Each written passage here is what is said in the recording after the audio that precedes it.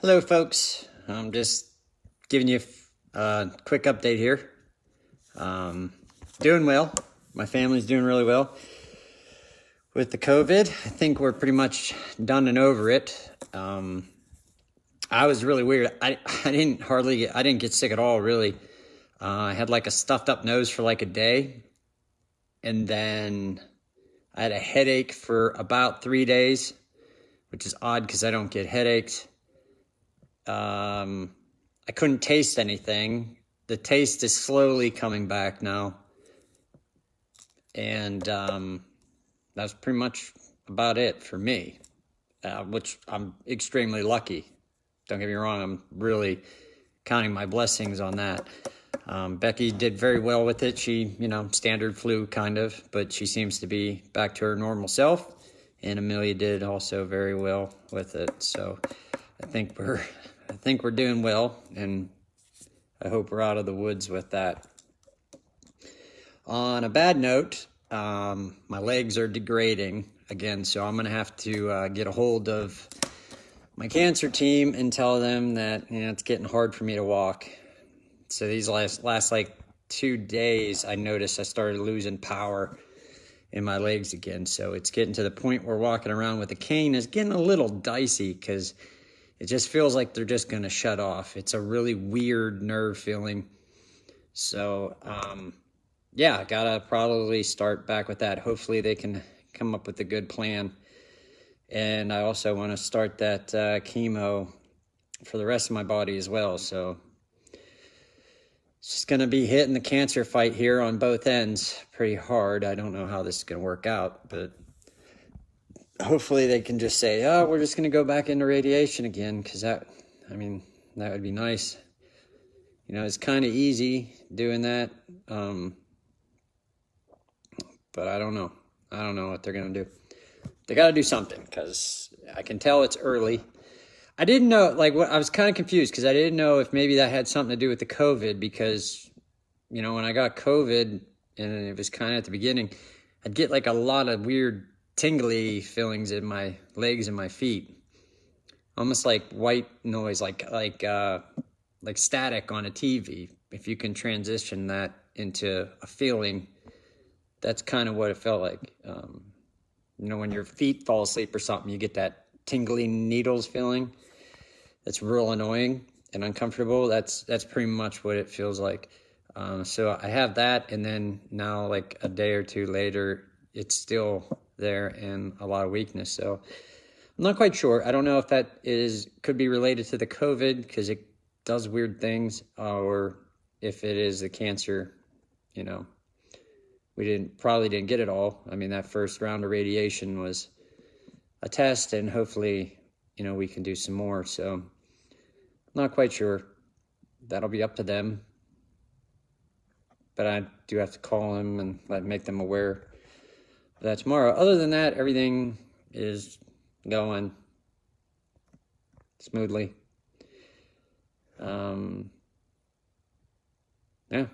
I don't really have anything else for everybody. I'm just kind of hanging out, and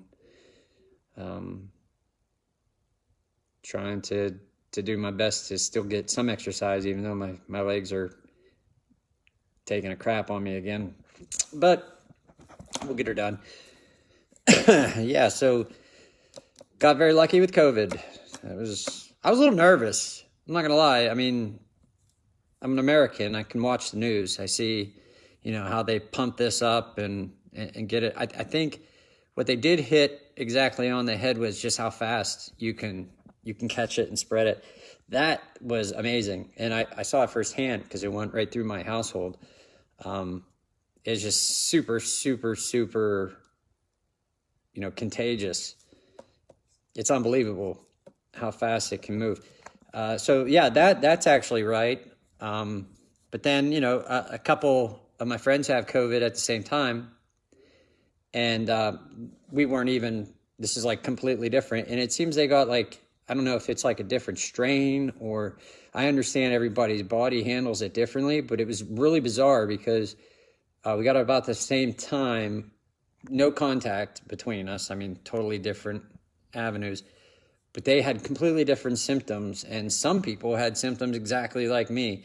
So it's really bizarre. But, I thought when I got it, being that, I'm a cancer patient, I had pre-existing condition, and, if you watch the news, which I don't ever believe all the news. I mean, that's like the first thing that they teach you when you join the service is don't believe the news. And they have proven that time and time again. But I thought there would be a lot more hands-on and stress,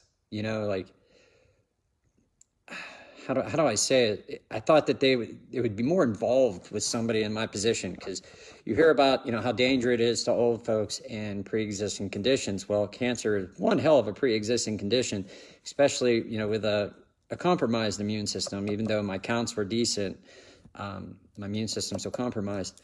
They didn't really freak out at all. They were just like, oh, okay, yeah, don't go anywhere. Try to stay away from everybody you can, quarantine at home. I didn't even stop taking my one chemo drug the entire time. They told me to continue on with that. And they were just like, hey, if you have trouble breathing, you should probably call us and get to help right away, because that's the precursors of, this sickness going really bad for you. So, I mean, all I did really was monitor. And to be honest, I never had a temperature, nothing the whole time. Now, like I said, I thought that, it was in my head, for some reason, I thought it was a bigger deal than what it ended up being.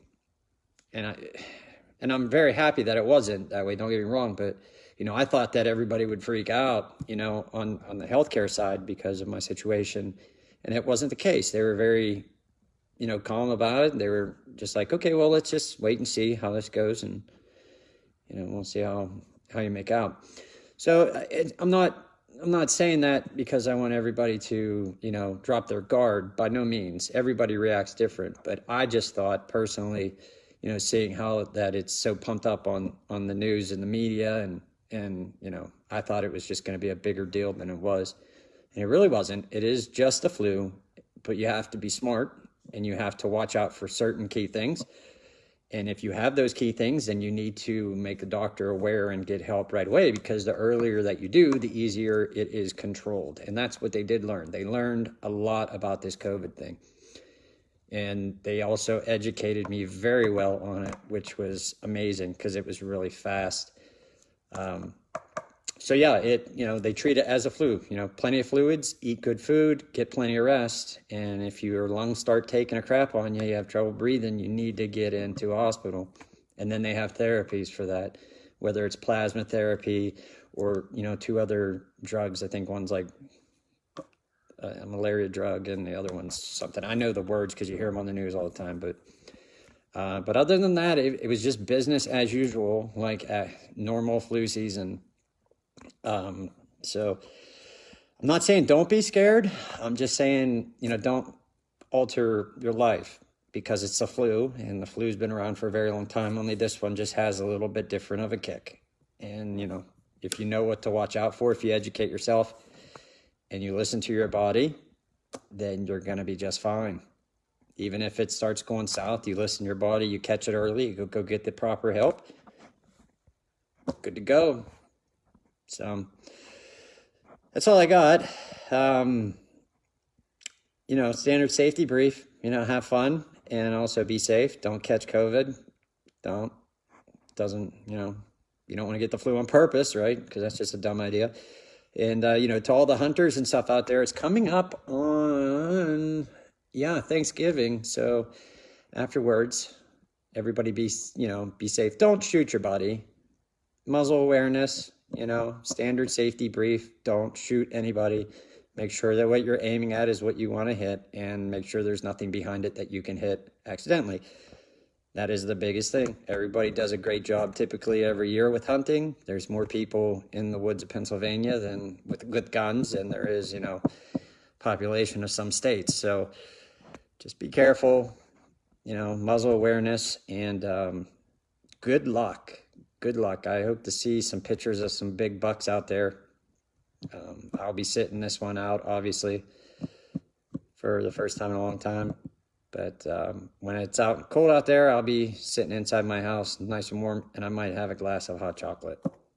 Yeah, so that's kind of what I'm doing. So, all right, everybody, take it easy. I will let you know if I figure out a plan for what's going to happen to me here quite rapidly, I'm sure.